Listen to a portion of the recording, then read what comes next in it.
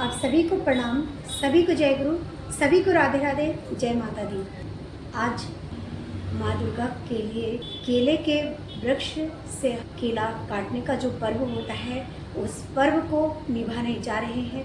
आज महालया का महान दिन है, महान पवित्र समय है और इस पवित्र समय में आप सभी के लिए ठाकुर जी से, माँ दुर्गा से बहुत सारी मंगल प्रार्थनाएं आप सभी के लिए करती हूँ कि आप सभी अपने जीवन में सुरक्षित रहें, उन्नत रहें, आनंदित रहें, स्वस्थ रहें, खुशहाल रहें। आप सभी के जीवन में कोई रोग, कोई शोक, कोई कष्ट, कोई व्याधि आपको न सता। आपके जीवन में आपके अपनों का प्रेम बना रहे, हमेशा अपनों का साथ बना रहे। ये देश, ये राष्ट्र हमेशा उन्नत बनते रहे।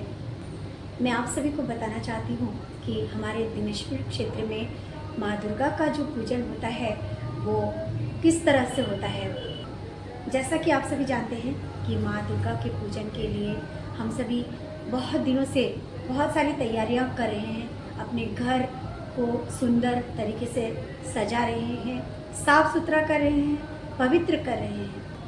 तो सबसे पहले अपने ठाकुर जी का शुभ आशीर्वाद हम सभी लेते हैं, अपने गुरुजनों का आशीर्वाद लेते हैं, अपने माता पिता का आशीर्वाद लेते हैं, पंडितों का आशीर्वाद लेते हैं। उसके बाद जाके हम अपने घर में घट की स्थापना करते हैं। जैसा कि आप सभी जानते हैं कि माँ दुर्गा का पूजन है और इससे पूर्व हमें केले के वृक्ष में पूजन करना होता है और केले के वृक्ष से केले के जो गुच्छे होते हैं उनको काटना पड़ता है और उसी गुच्छे को माँ के मंदिर में ऊपर बांधा जाता है और वो केले 9 दिनों के अंदर पक जाते हैं और पूजा के अंत में पंडित द्वारा ये प्रसाद के रूप में हम सभी क्षेत्रवासियों को वितरित किया जाता है। तो प्रथम दिन जो नवरात्रि होती है, हम सभी बहुत सुंदर तरीके से अपने घर परिवार को सजाते हैं और अपने ठाकुर जी को अपने मन मंदिर में बसा के उनका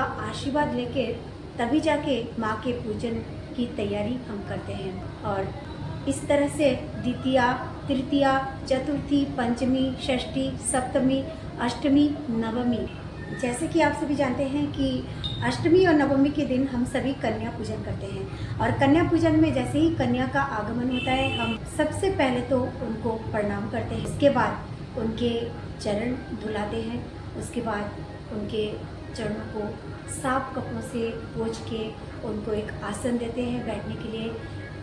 फिर उनको रोली, चंदन, कुमकुम का टीका लगाते हैं, उनके माथे में फूल चंदन चढ़ाते हैं, मालाएं चढ़ाते हैं और उनको जो साध्यानुसार जो देना चाहते हैं वो देते हैं। तो हम माँ की कृपा से, ठाकुर जी की कृपा से जो ठाकुर जी जुगाड़ करवाते हैं वही हम देते। तो माँ को कुछ दान दक्षिणा करते हैं, उनको भोजन कराते हैं और अंत में दक्षिणा देते हैं। फिर प्रणाम करके उनकी आरती उतारते हैं और आरती उतार के पुनः उनको प्रणाम करते हैं। उसके बाद फिर नवमी के दिन हम अपने अपने मंदिरों में जाते हैं, अपने स्वामी के साथ, अपने स्वामी के पास बैठ के स्वामी को छू के हवन में मंत्र पढ़ते हैं।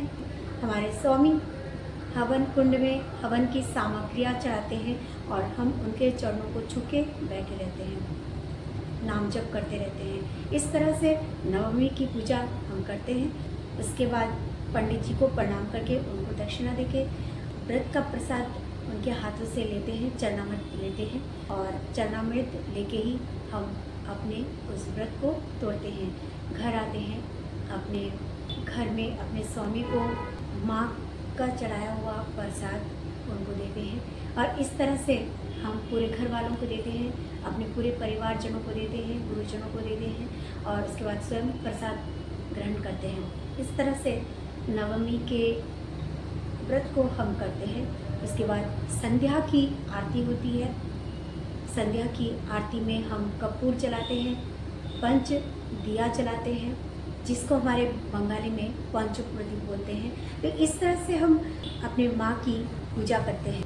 वास्तव में मैं आप सभी से कहना चाहती हूँ कि जो अपने ईश्वर के प्रति समर्पित भाव रखते हैं, जो अपने ईश्वर की बातों को मान के अपने जीवन में चलते हैं, एकाग्र चित्त से उनके शरणापन्न होते हैं, उनको वैसे तो और कोई पूजा चाहिए नहीं होती है, क्योंकि उसी एक में ही सब कुछ निहित है। दुर्गा की शक्ति होती है, काली की शक्ति होती है, शिव की शक्ति होती है, सद्गुरु परमेश्वर के श्री चरणों में। कहते हैं जो अपने परमेश्वर यानी अपने सद्गुरु के श्री चरणों में समर्पित होते हैं, वो जगत के सभी देवता देवी के श्री चरणों को भी पा जाते हैं, क्योंकि उन्हीं एक के अंदर समस्त ब्रह्मांड बसते हैं। उन्हीं एक के अंदर समस्त ब्रह्मांड की सृष्टि है। उन्हीं एक के अंदर समस्त समस्याओं का समाधान है। उन्हीं एक के अंदर समस्त रहस्यों का निचोड़ है। मैं आप सभी से कहना चाहती हूँ कि दुर्गा पूजा, दुर्गा की शक्तियों को हम पाने के लिए दुर्गा पूजा करते हैं। केवल रूपं देहि धनं देहि यही कहने के लिए ही हम यदि मंदिर में जाएं तो क्या हम सच में अपनी माँ दुर्गा से प्रेम करते हैं, माँ दुर्गा के श्री चरणों में समर्पित हैं? बिल्कुल नहीं। यदि दुर्गा का शक्ति हमें चाहिए, यदि उन दुर्गा के रूप में हम अपने आप को बनाना चाहते हैं, तो सर्वप्रथम हमें अपने परमेश्वर सद्गुरु मालिक के श्री चरणों पे समर्पित होकर चलना पड़ेगा। तभी हम अपनी माँ दुर्गा की कृपा पा सकते हैं। मैं इसी संबंध में एक वाणी आप सबसे कहना चाहूँगी कि इष्टि चलन थाके यदि रूप बिना तोर दुर्गति, इष्टि चलन थाके यदि रूप बिना तोर दुर्गति, दुर्गति सब दुर्गा हुए आनबे जय उन्नति। आप समझ सकते हैं मैं क्या बात कर रही हूँ कि जिसके जीवन में परमेश्वर की कृपा हो, सद्गुरु की मालिक की कृपा हो, उसके जीवन में कोई दुर्गति आ ही नहीं सकती। यकीन मानिए, विश्वास करिए। ये बात विश्वास पे और यकीन पे ही हमें मिल सकता है और कोई रास्ता हो ही नहीं सकता। हमने जीवन के विषमताओं को बहुत करीब से देखा है, परंतु उनका समाधान न जाने प्रभु जी कैसे कर देते हैं, हमें पता भी नहीं चलता और हम अपने जीवन में इतने खुशहाल रहने लगते हैं कि हम समझते हैं कि ये मानो एक सपना था और आज हकीकत में हम बहुत सुखी हैं, शांति से हैं, उन्नत हैं, आनंदित हैं। जब हम प्रभु जी के श्री चरणों पे यूं ही आश्रित रहते हैं ना, सद्गुरु को अपना सब कुछ मालिक परमेश्वर शिव दुर्गा काली समझते हैं, तब हमें जीवन के सारे रहस्यों का समाधान भी प्राप्त हो जाता है और हम अपने जीवन में उन उतार चढ़ावों को, उन परेशानियों को ऐसा देखते पाएंगे, स्वयं ये परेशानियाँ दुर्गा बनके उनका संहार कर रहे हैं। स्वयं परमेश्वर मालिक सद्गुरु आके इन महादुर्गतियों को ध्वस्त कर रहे हैं। हम अपने जीवन को बहुत ही सुंदर व्यवस्थित कर पा रहे हैं। ठाकुर जी की इन सुंदर मधुर बातों को हम अपने जीवन में बसा के अगर हम चलते रहें तो यकीन मानिए जीवन में कोई और कष्ट रहेगा ही नहीं, जीवन में और कोई कष्ट रहेगा ही नहीं। परंतु इसके साथ साथ हमें एक चीज़ का ध्यान और भी रखना है, हमें अपने मालिक की बातों को अपने जीवन में मान के चलना ही होगा। जब तक हम उनकी बातों को अपने जीवन में नहीं मान के चलते हैं, हमें किसी भी सूरत में कल्याण के दर्शन नहीं प्राप्त। हम बार बार अपने जीवन में किसी गलती को न दोहराएं, इस चीज़ का हम ध्यान रखें। ठाकुर जी की इस संबंध में एक वाणी है, आप सभी से कहना चाहती हूँ कि अनुताप करो किंतु स्मरण रखो, जिससे पुनः अनुतप्त ना होना पड़े।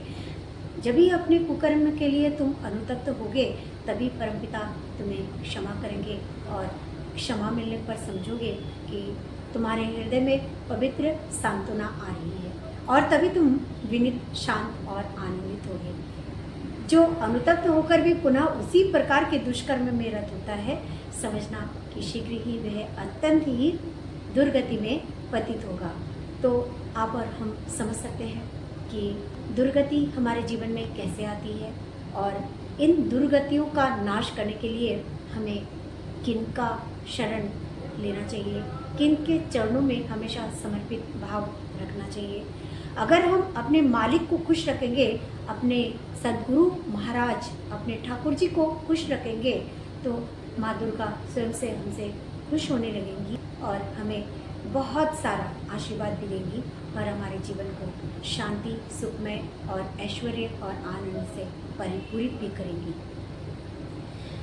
माँ दुर्गा के इस शुभ आगमन पर एक बात और भी कहना चाहती हूँ। माँ दुर्गा के इस शुभ आगमन पर आप सभी को मैं हृदय से बहुत सारी बधाइयाँ देती हूँ, शुभकामनाएं प्रेषित करती हूँ।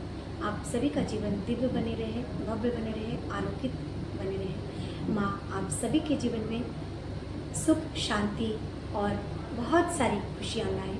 आप सभी के जीवन में बहुत सुंदर उनका आशीर्वाद परिपूरित होकर रहे। यही प्रार्थना मैं ठाकुर जी के श्री चरणों में करती हूँ, ठाकुर जी के श्री चरणों में करती हूँ और माँ दुर्गा के श्री चरणों में करती हूँ।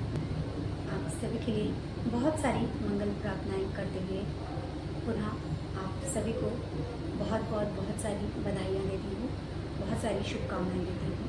आप सभी को प्रणाम, सभी को जय गुरु, राधे राधे, जय माता दी।